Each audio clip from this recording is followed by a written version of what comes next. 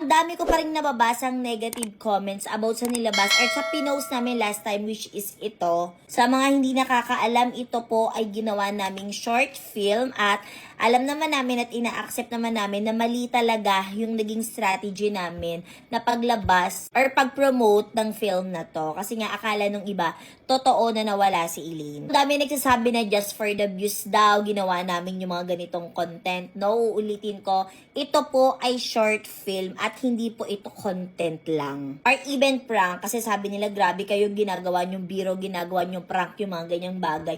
Even ako naman, hindi naman ako papayag kung ganyan naman yung mga prank, diba? And naiintindihan ko naman yung side nyo kung bakit nakakapagsalita kayo ng mga ganong bagay, which is, totoo naman din kasi uulitin ko, ina-accept namin mali yung pag-promote namin ng film namin na to. Kasi ang dami din talagang na-shook, ang daming naguluhan, bakit daw ganon, anong nangyari kay Elaine, even yung mga malalapit naming kaibigan, mga kapamilya, grabe talagang nag-reach out sila sa aming lahat, tinatanong kung totoo daw ba to. And dun lang din namin na-realize na oo nga, mali yung paglabas or pag-promote natin ng film natin. Ulitin ko, ito po ay short film, hindi po totoo, hindi po content, at hindi po prank. Kung gusto mong maiyak, kung gusto mong mapanood tong short film na to, well, naka-upload naman to sa YT channel ni Yuki. You can watch it now. Ang daming naiinis at nagagalit dito sa pinsan kong si Berbula. Napakabait naman ito sa personal. Ayan o, ang dami kasi nagsasabi dito na kontrabida ka daw sa Yansky.